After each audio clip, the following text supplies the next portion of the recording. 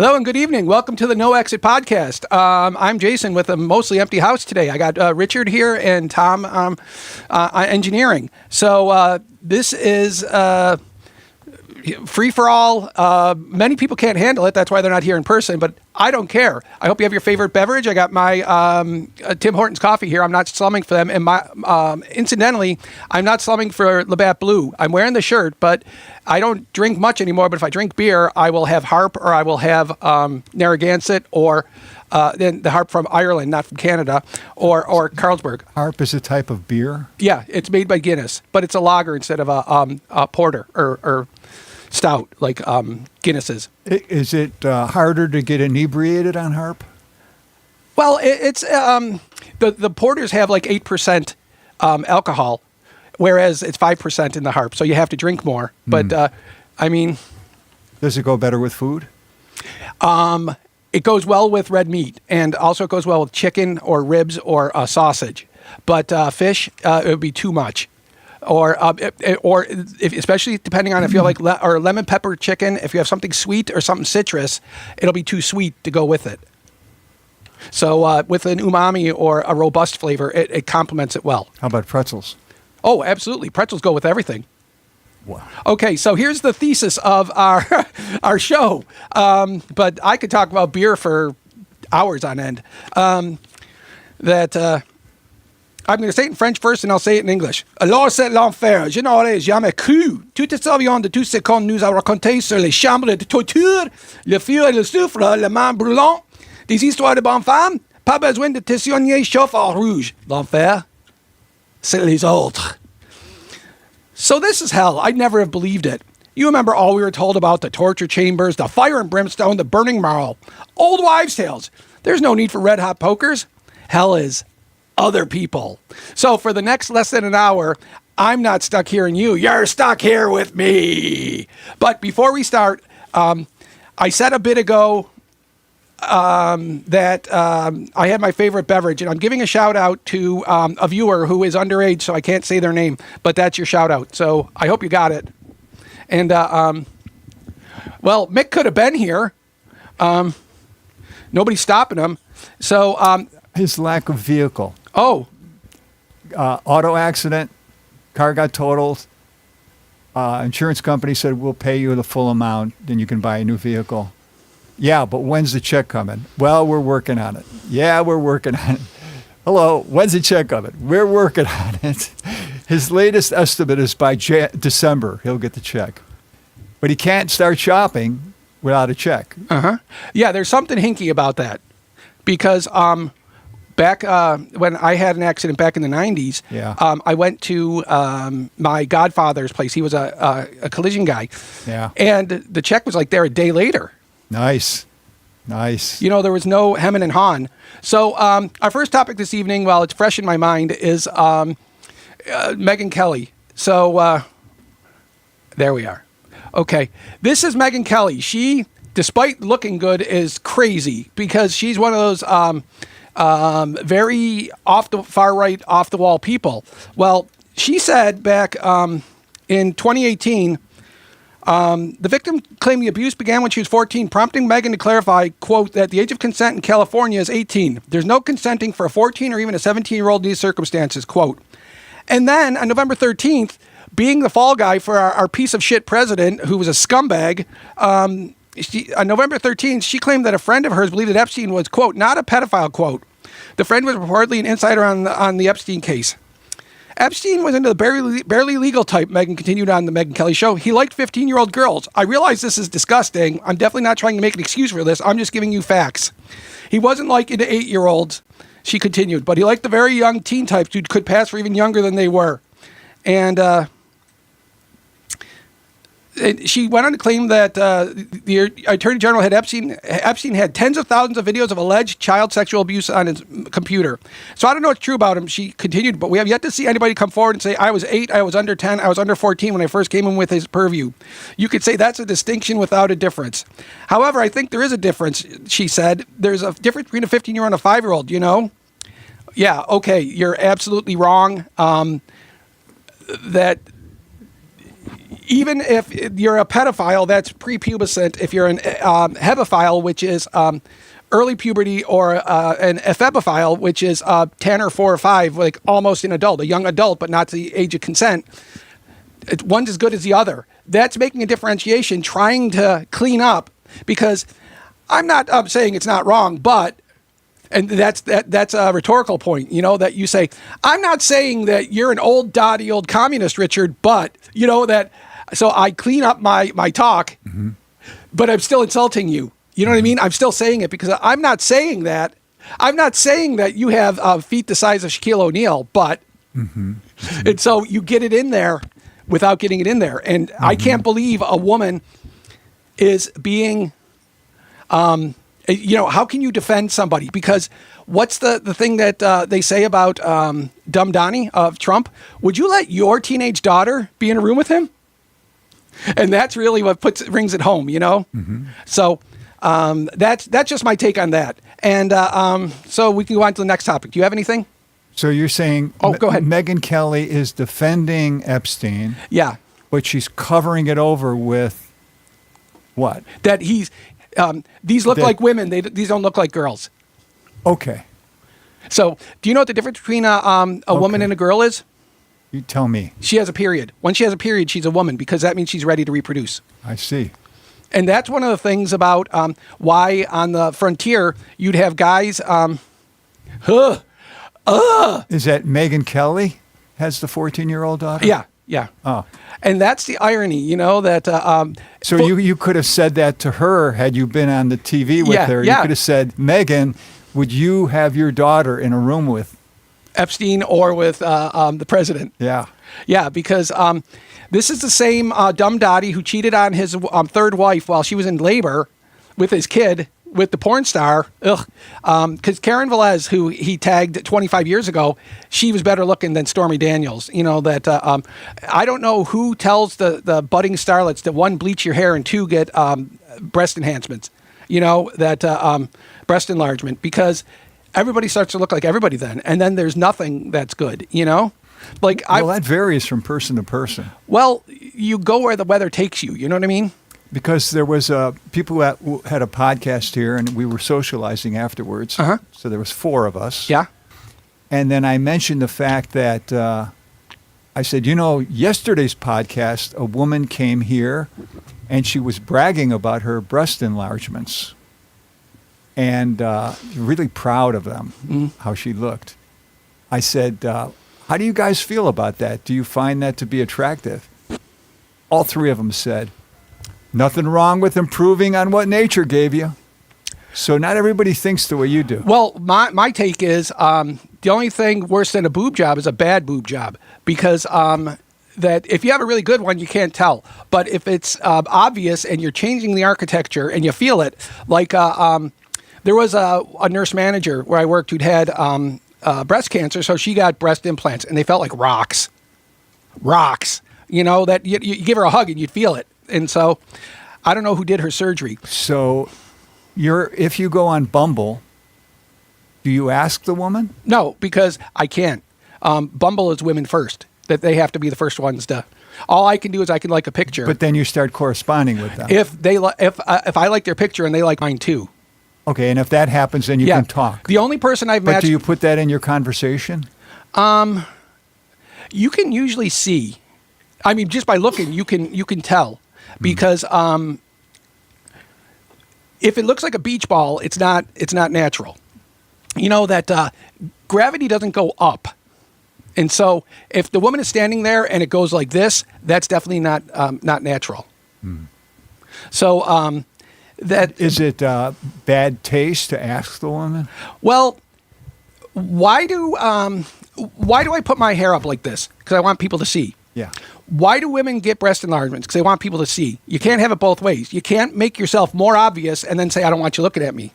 Or my eyes are up here. Then why'd you get your boobs done so they're out here?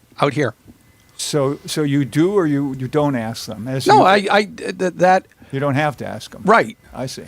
Yeah, I mean, because George Lucas said that just blowing something up is boring. But if you create a whole story and go here and then you finally blow it up, it makes it more. If the only thing you go on are looks, you're missing out on so much.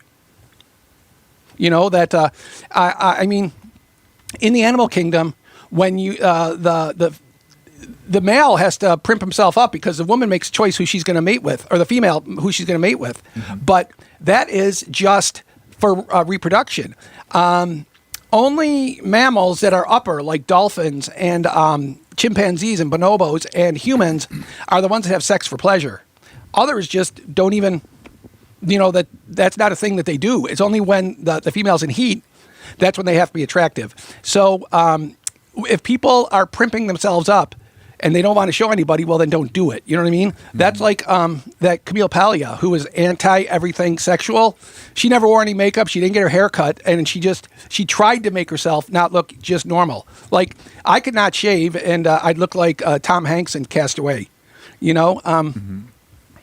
And that's because what you see is So you wouldn't go on a date with Camille Paglia? Oh. Well, that's true because true story. The first woman I connected with on Bumble was a scammer. Oh, and I'm going to give you a public service announcement. No matter what, if it's a random accidental text, which is not an accident, or if it's on a dating site, or if it's on LinkedIn, and if they want to go to WhatsApp, if it's a beautiful, beyond beautiful Asian woman that wants to go to WhatsApp, it's a scam. So is Brian saying don't go on dating websites because the reason everyone is there is to prevent a false picture of themselves? Well, I have to talk against that because back 15 years ago when I was living in Hawaii, I was on Match, and I met a Chinese woman who was 5'10", and incredibly beautiful. And she was real. She was real. On a dating website? Yeah, on Match.com. Okay. Do you know that's how Tinder got its name? Because they wanted to call it Matchstick, but it sounded too much like Match. And so that's why they go to Tinder, because, you could spark something up. I see. Well, that I'm not worried about it because I don't have anything to lose. And if they ask you for money, you got an instant no. You know what I mean? So it sounds like Brian is saying that for him personally, he does not go on dating websites. Well, there's two sides of that coin. One is if you stay in your local area, you may or may not find somebody. But if you go online, you increase your deal, but you might have some fakes in there. I've met people who've met on dating websites and then got married. Mm-hmm. Yeah. Yeah. So that's really whatever you want, like J-Date for Jewish folks. What was it? Farmer or no, that was a TV show. It was Farmer Needs a Wife. But that there's a farmer site. There's Catholics. There's the people over 50. There's Tinder if you just want to hook up. That's an option. It's just for sex. And so if you look for it, it's online. That it was like I said this about. There was in Jamaica, Queens. There was a barber supply store that had everything you could ever want. Now you don't even have to leave your house. You can get that on eBay or on Amazon. The same stuff that they had, because they had everything. If you had to buy a barber's chair, they had one.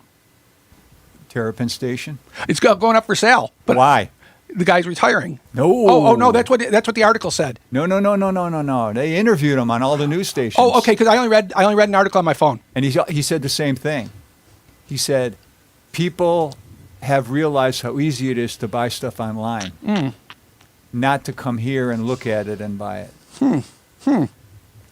So I guess you could say it's like technology is... Well, because I remember, Terrapin Station commercials, and then there'd be a Mighty Taco commercial with the woman from Talking Heads singing a song, I'm in heaven with my new boyfriend, on the Mighty Taco commercials. And then they go back to whatever schlocky movie was on. So Terrapin Station, it's a pothead store. It's a head shop. That's what I always thought it was. But when he was interviewed by the news, he said it's dedicated to memorabilia of the Grateful Dead. You disagree? No. What that is the massive ordnance air bomb. That's the mother of all bombs.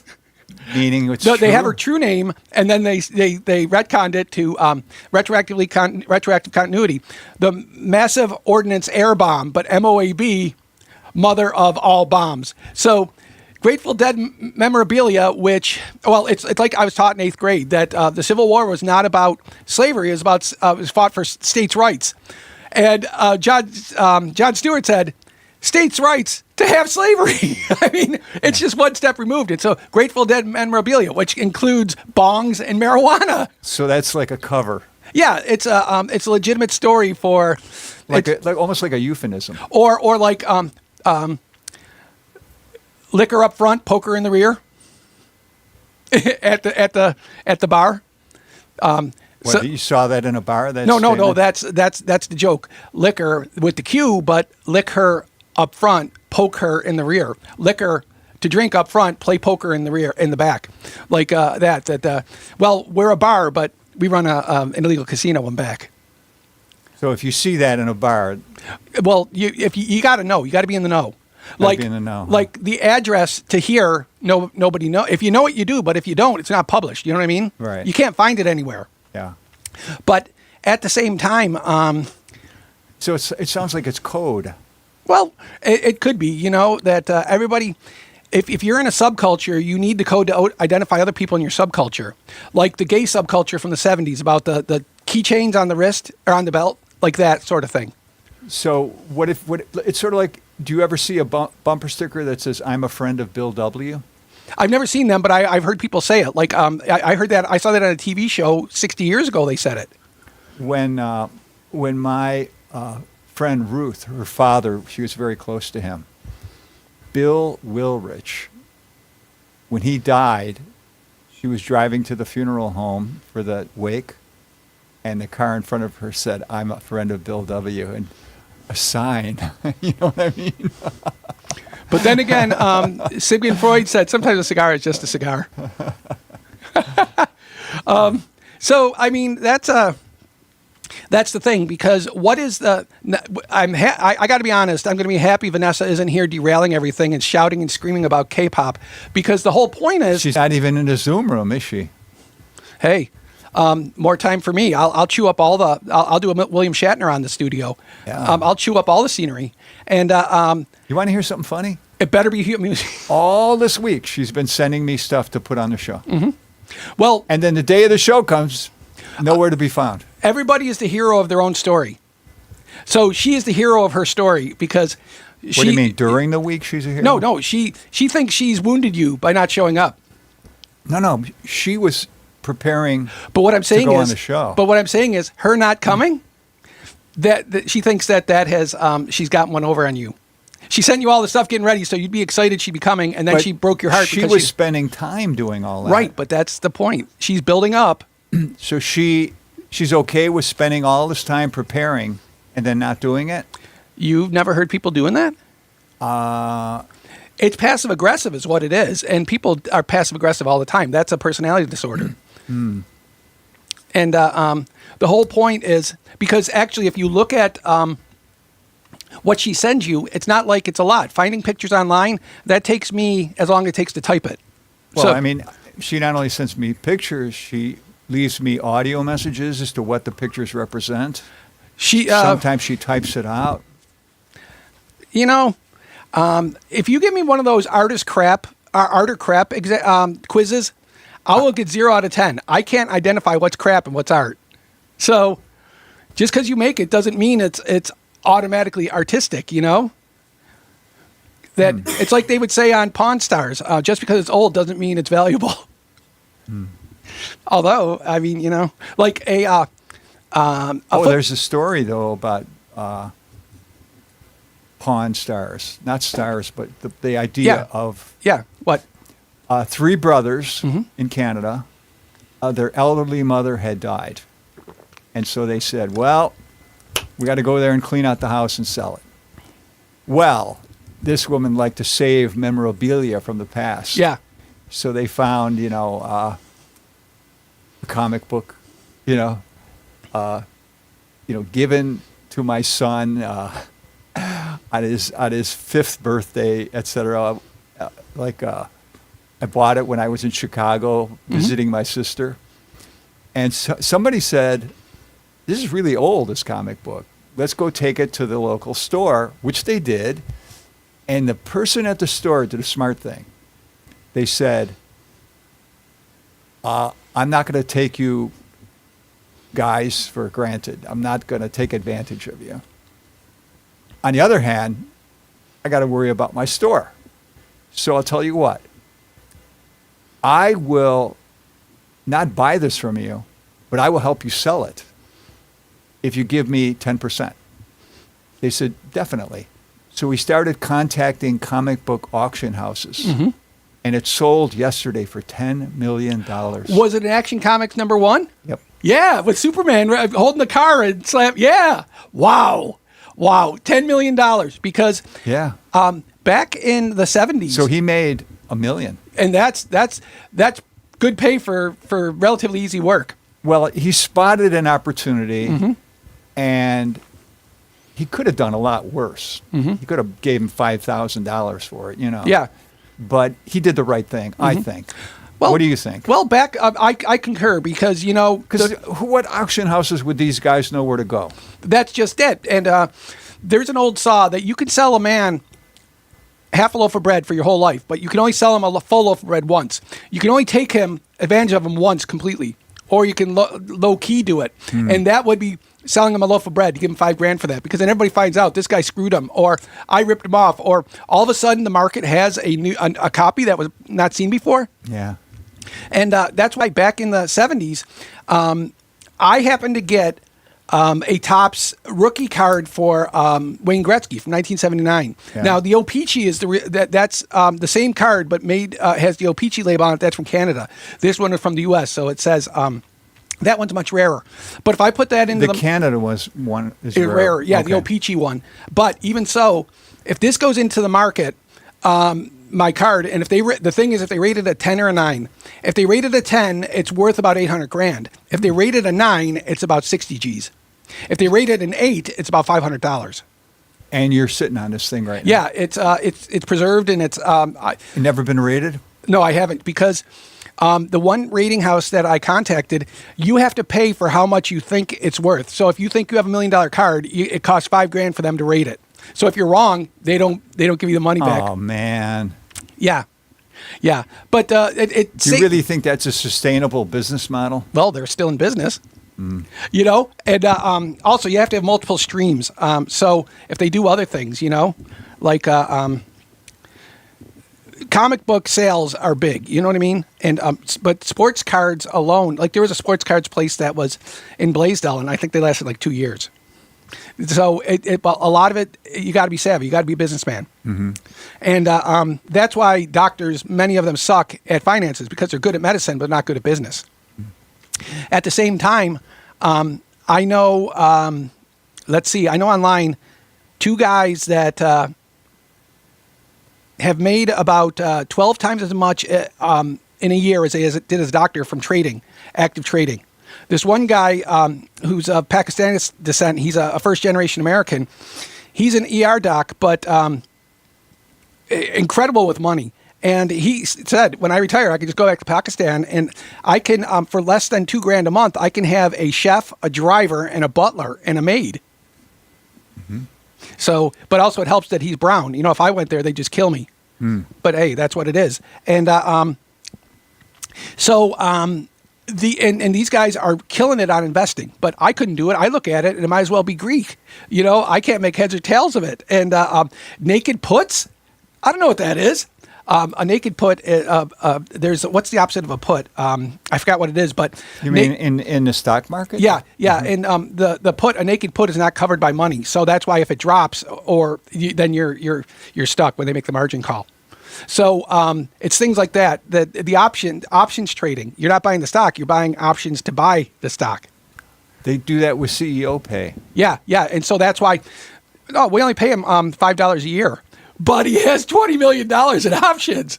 Meaning, if the stock goes up, he can buy it. Or if it goes, But he always buys it at the price of when he started being the CEO. Yeah. So So he could just wait until it goes up really high and then exercise the option. well, I bought $1,000 of Union Pacific in 2010.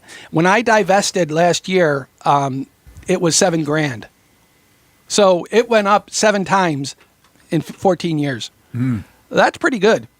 You're happy with that? Absolutely. I mean, because trying to time the stock market is a fool's errand. You know that the market moves so quickly, and these big firms. Because, there's always naysayers. There's always naysayers. People say you can't do this, you can't do that. But these guys are getting rich, and this guy's saying you can't do that. Well, guess what? One of these guys is wrong. Because what I said was, for Merrill Lynch or TD, whatever, this money that they're making is a rounding error for them. That there was a guy I knew that worked for a telecommunications subcontractor for Time Warner. And he said on the rolls of wire, that if it's less than 200 feet left, they just got rid of it because they couldn't use it. It wasn't cost effective to keep using it for the amounts of wire that they had to lay. That was their break point, was 200 feet. If you're a home guy, you can do everything with that. And that's why these guys getting rich to the tune of thousands or hundreds of thousands or millions. They're selling it on eBay or something.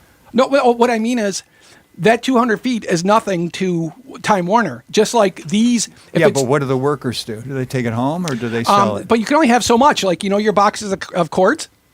How many boxes of cords can you have? Are you going to keep collecting them? So what do they do with it? What if they're doing home jobs and wiring at home? Like coaxial cable. And because, like if you have to buy 5 feet of chain, you only need 1 foot. That this is where if you have this length, that's not cost effective for Time Warner, but it's great for you if you're hooking up your TV to your VCR. Sure. And likewise, what these guys are making on these puts and these options, that's not even worth the time. That's not worth the time for Merrill Lynch to do it. It was like me. I was thinking about going back to work on the ambulance, and I said, wait a minute, that's not cost effective. I can make 10 times as much money doing 1/3 as much work. So why would I do what? that? At doctor stuff online, like like web teledoc? well, even simpler than that, because with no risk for it, that teledoc is rife with risk because you can't lay hands on the patient. And if they look good but they have a fever or you don't see the rash here, you could miss something big, So what is your alternative to teledoc? Well, what's interesting is the weed docs are out of business. That Weed? weed, yeah, Weed docs. yeah, who would write a card, a medical marijuana card. There was a doctor in Pennsylvania I knew that was, I thought he was from California because he was such a hippie, but he's from New York City. But he was a surgical subspecialist, but he made more money writing weed cards than he did doing his primary specialty. And so How many of those weed cards were deserved? probably less than 1 out of 100. Ooh. And I remember 15 years ago, Dr. Bob in Hawaii, he was writing weed cards when it was really sketchy, So you said you can make more money doing something else, but what is that something else? No, that I would just have to look, because what it isn't is being on the ambulance and picking up stretchers. Okay. Yeah, that's not. Oh, so you suspect there's a way you could make more money, and you have to look into it. But being the doctor and being the paramedic, well, I thought about going back on the bus, but it's not worth my time. The bus, The ambulance. ambulance. Yeah, Okay. so being a paramedic and picking up the patients, I mean, that's how I hurt my back. I see. That's not worth it for $18 an hour. I see. Hell, I could strip naked on my podcast, and or go on. Do you know who pays more? Are men. So if you're a guy, you cater to for online for sex things. You cater to men. Sex things? Yeah, sex things. You cater to men because they pay. Like a sex counselor? No, for sexual acts online. Doing it like. Oh, okay. Now we're talking about sexual Well, acts. like Okay. OnlyFans, that sort of thing. That's like the bottom of the pile. That's the bottom of the pile. But hey. So, what's our next topic? The Pew Research Center. Okay, and that's at Fordham? I don't know where their Okay, basis is. Okay. I'd have to look that up. Yeah. But they obviously are always thinking up ideas for surveys. Right? And somebody had this idea When was the last time high school girls we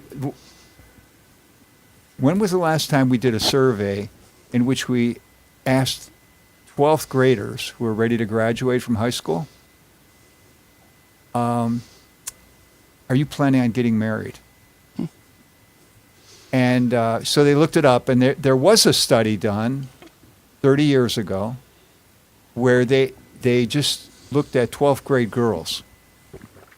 You know, you're getting married, you're going out into the world. Would you like to get married? So 30 years ago, they found that it was 83% said, yeah, I would like to get married. So they did it again recently, and they found out it went down to 61. Why is that? Because it's so easy to cohabit. Socially, you don't have the stigma of being unmarried and living together. So why bother? That's what I think. Because that was,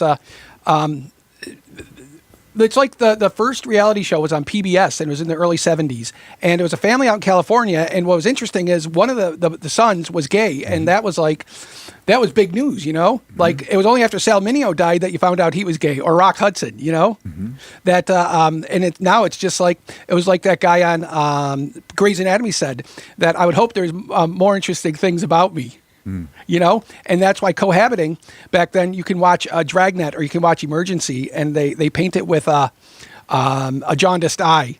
And that's why on the Western shows, it was like, well, we've been together on about 22 years now. So they were common law married, you know?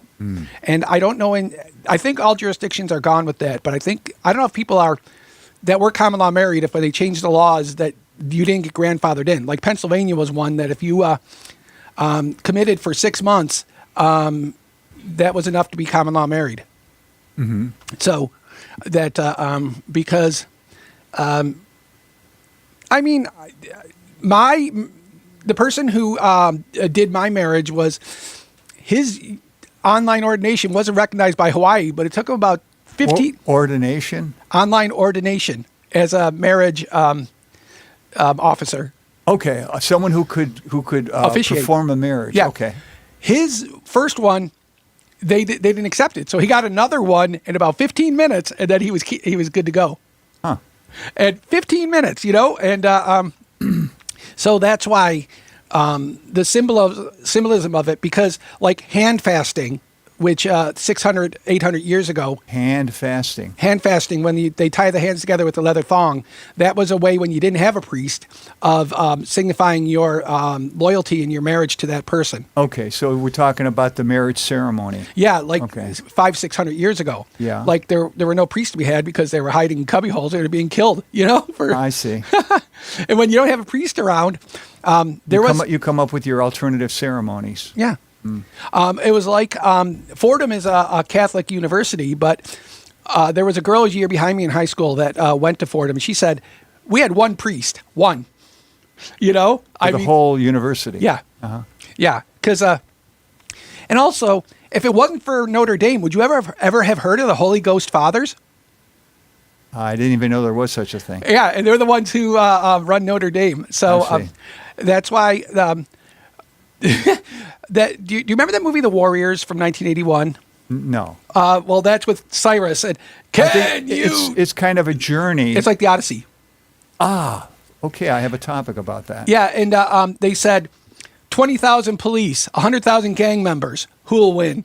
But now there are 40,000. People have said that the New York City Police is the biggest gang in New York. So for our viewers who didn't see the movie, people have to travel from one end of the city to the other. And they're encountering all these other gangs that think. So, and every neighborhood they go through has a different gang that rules the neighborhood, correct? right. And the thing is that there's the big guy. This guy kills them, and he says, they did it. And that's how it starts out. And they have to get back home. And so every gang they go to. Oh, they're being hunted. Yeah. And the woman on the radio is giving out clues as to where they are so the other gangs can find them. You mean like AM, FM radio? Yeah. Oh. But it's There's like. a DJ Yeah, who's connected to the gangs and sends Well, them coded messages? everybody knows everybody. You know what I mean? If you're in the know. And it was actually the one was played by Lynn Thigpen, who was on The District with Craig T. Nelson. She died of a pulmonary embolism. She had a clot in her leg, and so she had so she's the DJ. Yeah, and so, our Warrior friends have made it through Midtown Manhattan. The baseball, whatever the baseball zeros. These guys were dressed up in baseball uniforms. They look like idiots. I mean, it's one thing to be in a gang, and it's another to look like a dummy. So each gang had their own costumes. Yeah. Well, if you're a Crip or a Blood, you got to see the red or the blue so you know who's whom. Mm-hmm. Latin Kings wear yellow. So they had to navigate their way through all this dangerous territory. From the Bronx all the way back to Coney Island. And they had to figure out ways to survive. Mm-hmm. And that's because what's interesting is the book on which it was based. It was an all-black gang, and in fact, they called the leader of the gang father and his consigliere uncle.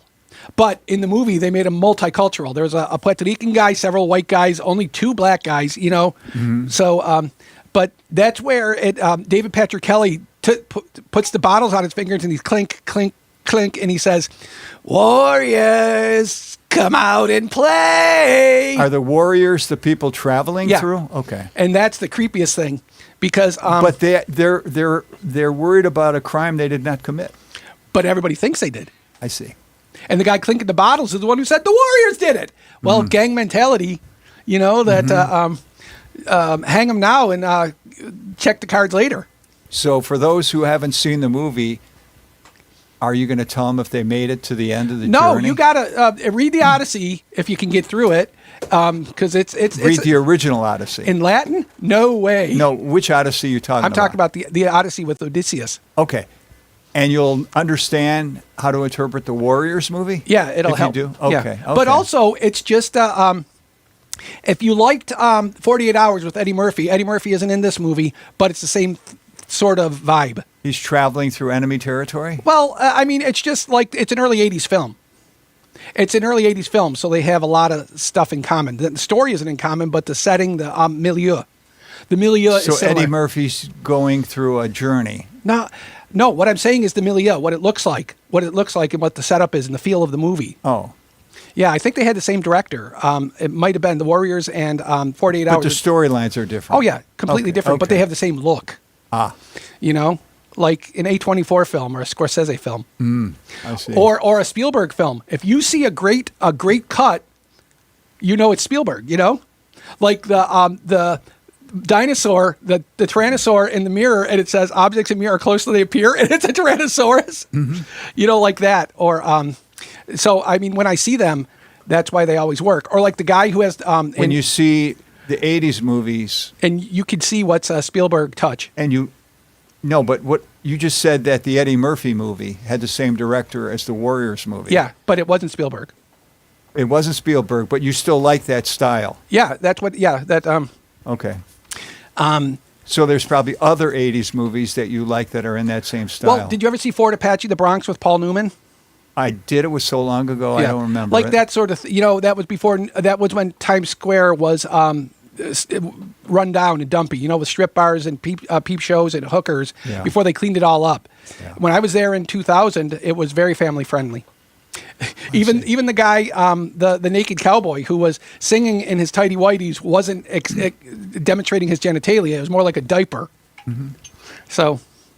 And all you got to do is stand in Times Square, because there was a French guy said, "Il y a une place avec l'eau," and I said, "Je pense pas qu'il y a l'avion ici, mais je crois il y a les autres ici dans cette tabac ici." And he said, "Oh, merci." And some black guy says, "Oui, oui." I don't know what you're saying. What I said is he just wanted a bottled water, and he didn't know where to go. But I pointed at the store and I said, "You can get it in there." But he's speaking French, and what do you expect? This is in Times Square. Yeah. Okay. Yeah, and the thing that they say is stand in Times Square for 10 minutes and you'll see somebody you know. And you didn't. Well, it used to be you could spend $5 for the day and you can get 2 hot dogs and a soda and just people watch all day, and it's exciting. But you yourself didn't see anyone you knew? No, but I did see Sergeant Slaughter's foot. Sergeant Slaughter? Yeah, the wrestler. Okay, there's a wrestler, and you saw his foot. Well, I saw the limousine stop and the door open and this foot come out, and this foot looked like it was like this big. How did you know that was Sergeant Slaughter? I forgot how I knew, but Oh. I don't recall because that was 25 years ago. Oh. But I just remember seeing his foot, and because I don't remember if I saw him get out or just, well, but Now, if you're in New York City and you see a celebrity, what is the cool thing to do? To just pretend that they're a normal person, or to fawn over them? just wave at him, or like a buddy of mine who retired as NYPD when he was when he was with Transit, he saw John Aston, but he was wearing a winter coat in the summer, and it had like the snorkel, so you couldn't even see him, so you wouldn't know it was him.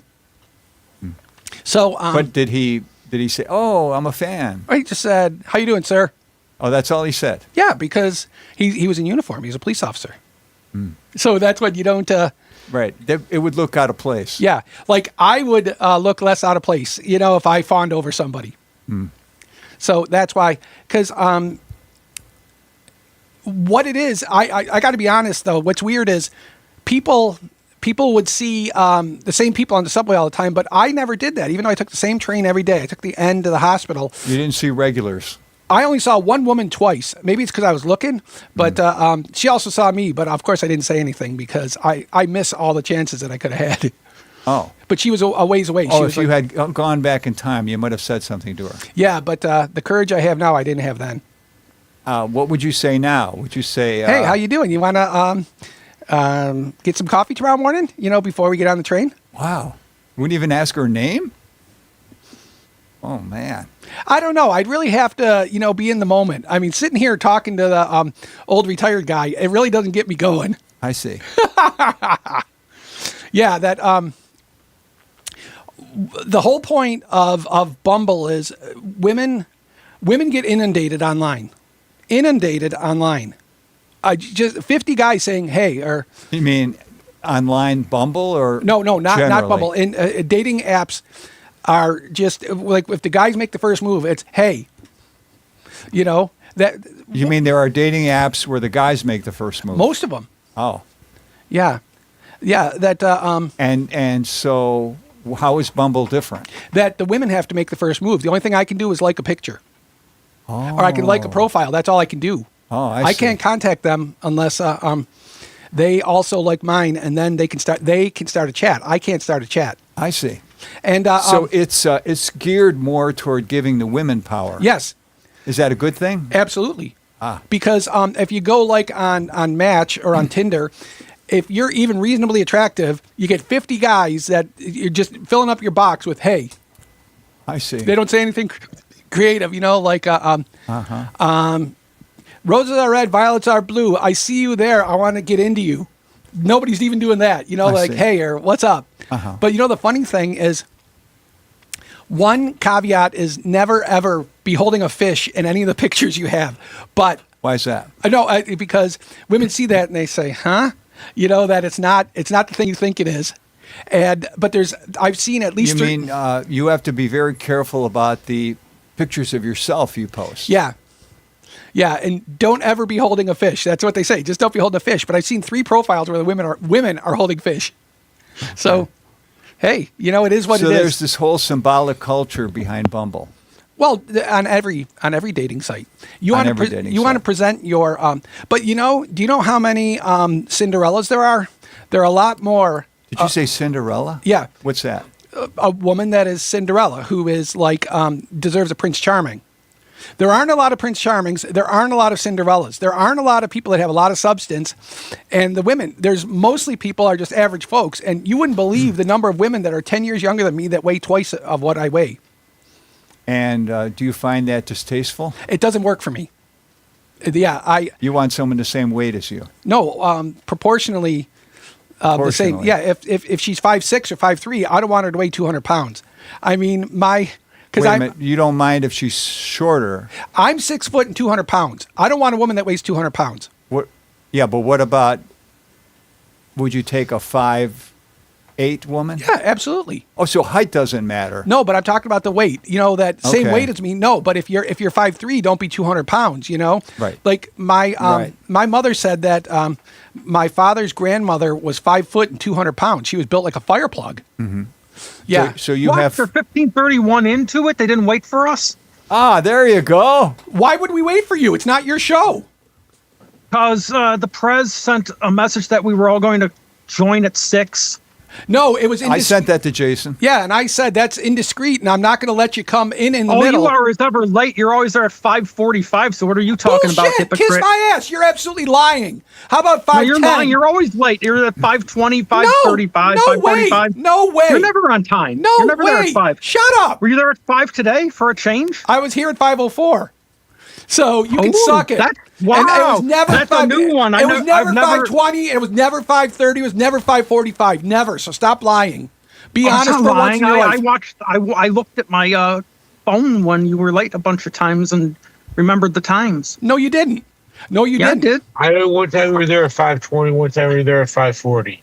I was never Yeah, here at and- 5:40. So you have Yes, you two were- people You were late when testifying. you had But they're petroleum people problem. at the same time. When so you had the they're petroleum problem.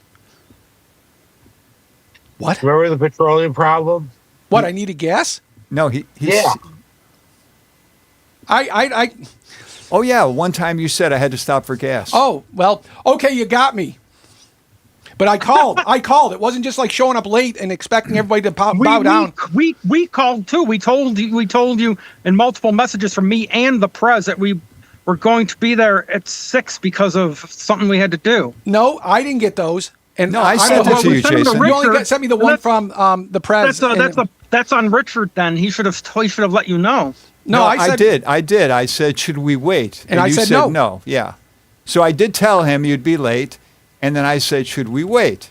And then he said no, and I said, thank you. Now I know how to Hey, can we proceed. can we do that next time? Like, can we just start at 5 when we're there earlier and not wait?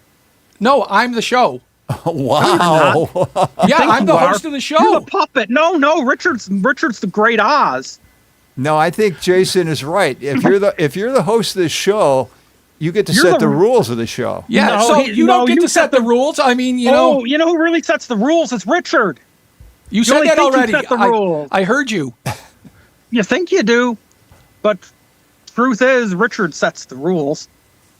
He runs the podcast station. He really does ultimately set the rules. Well, you Are you there? you two have different views on who sets the rules. See, you don't. For You know who sets the rules is our Lord and Savior Jesus Christ. Wow. so because you Hey, Sal. you do the appeal to authority, Vanessa. Your appeal to authority because you have a degree in What video authority? production from 40 years ago, 35 I years am ago. authority. But you don't seem to understand how a station operates. That I know the a station station- owner oh, doesn't Jesus. direct what the You're host not- does.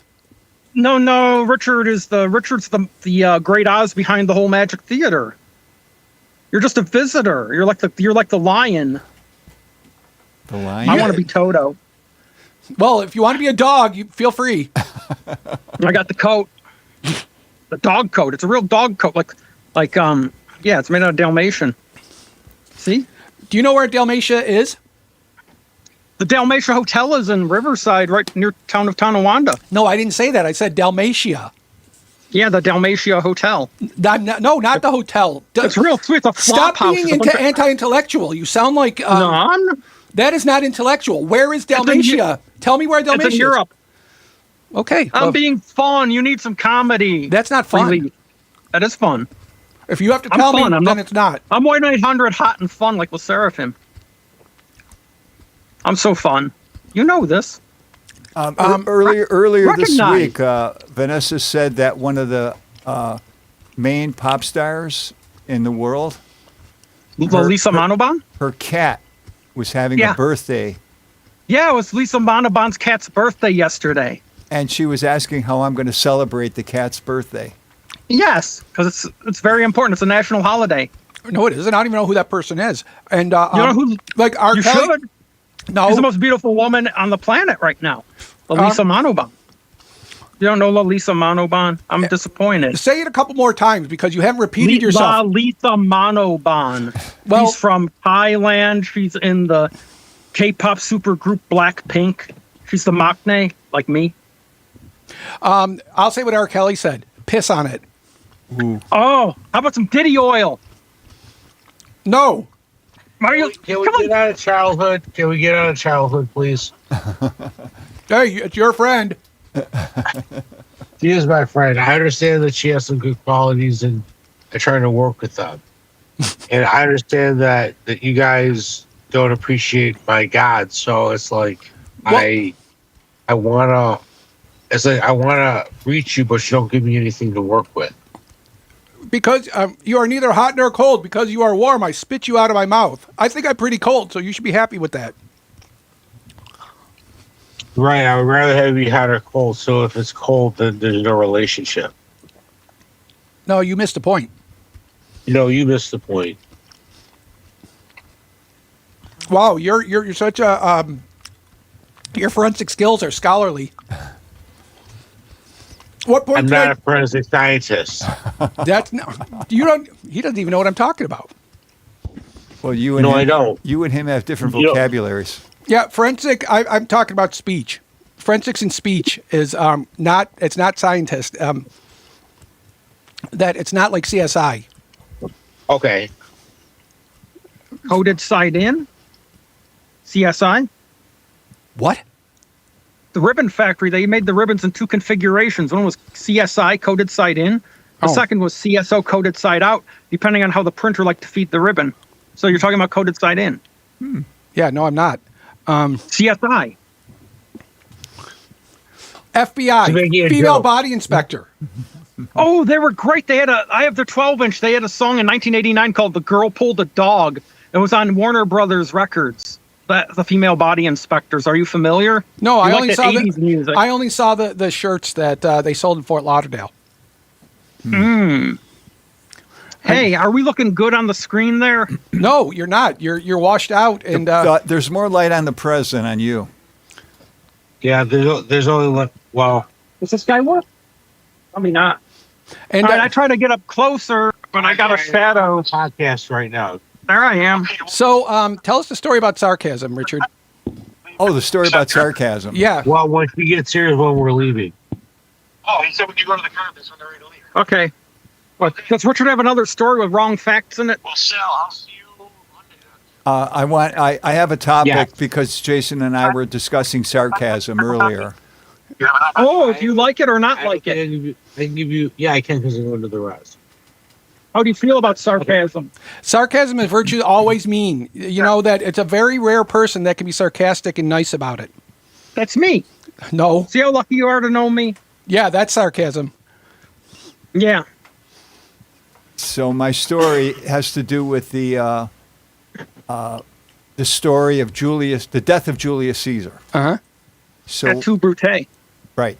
So what happens is Boy, I feel that one. so he came back from his conquest in Gaul, and he had brought back a lot of riches and slaves, including the leader of the Gauls in a cage. Oh, was that no? Was that Vercingetorix? I don't know. No, he was a goth. Okay, sorry.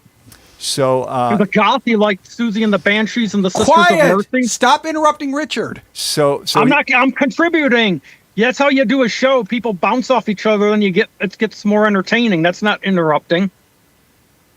I'm trying to listen to you, Richard. Okay, so so he came back from his conquest of Gaul, and he was told by the Senate, do not enter the city of Rome with your army. All right? Right? He ignored it because he read into that. Or If you come alone, we're probably going to arrest you. So, but if he had his army with him, he knew they wouldn't arrest him. So he brought his army with him, and they went into Rome. And then he immediately said to the people, our great empire is being mismanaged, and I would like to take over the management of the empire because there's things that I want to correct. The first of which is I want to cancel all of your rent payments for every farmer who makes food because you're so valuable and you're not making enough money on it. Yeah. Well, Can you who give me would, $5 for this? What? Can you give me $5 for this?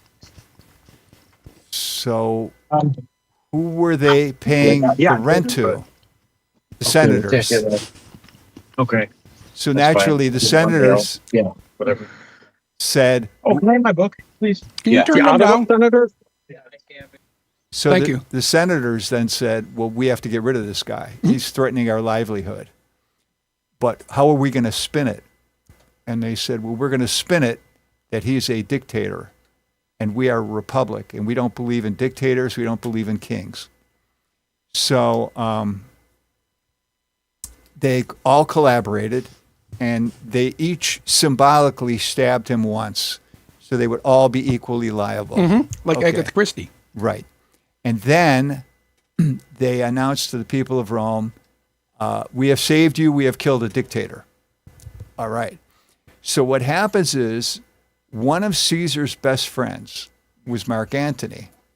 And he went to the conspirators and he went to Brutus, who was involved with them, and he said, well, his funeral's coming up and everybody in the empire is going to try to attend his funeral.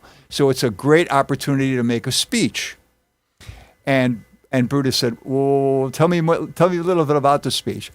I want to state that the senators did the honorable thing. You know, they protected the empire from dictatorship. But Brutus still didn't believe him. So Brutus said, okay, I'll tell you what.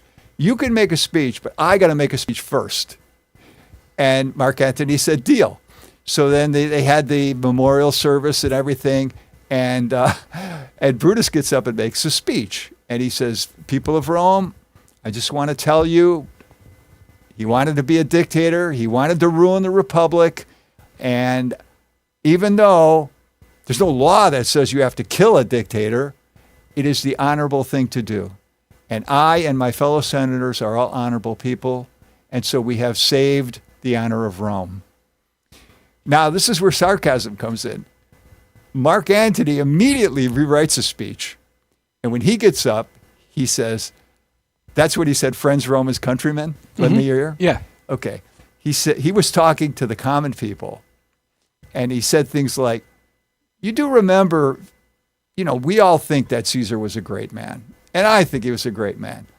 And all the people who he forgave their rent payments think he is a great man. But Brutus, he does not. And after all, Brutus is an honorable man. And he lists one accomplishment after another that Caesar did while he was in charge of Rome. And after each one, he said, but the senators, they are honorable men, and they thought differently. It took maybe about 5 minutes for the audience to think, wow, you're throwing the senators under the bus. You're not saying it. And of course, Brutus couldn't stop it Yeah. at that point, you know? You can turn them back up now. I think that okay, that's good. So anyway, would that be an example of good sarcasm or bad sarcasm? I don't think it's friendly. That's not sarcasm. Hey, Friendly sarcasm. you think, Prez? That It's not friendly sarcasm. But he was trying to help the people of Rome. well, but somebody is at the bottom of that. So it was mean to the senators. So it was mean to the senators, but was it good for the people of Rome? Because they turned on the senators after that. Well, are you judged by the one bad thing you did? It depends on how bad it is. You know that like if you killed somebody, you're judged on that. But what if the bad thing you did is you got divorced? But you know you raised your kids well, you have a good job, you own your own home.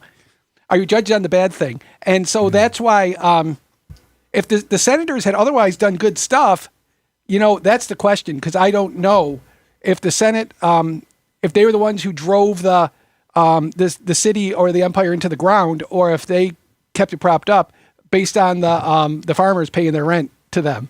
You know what I mean? Because the whole thesis of SPQR, you see that everywhere. That's Senatus Populusque Romanum, Senate and people of Rome.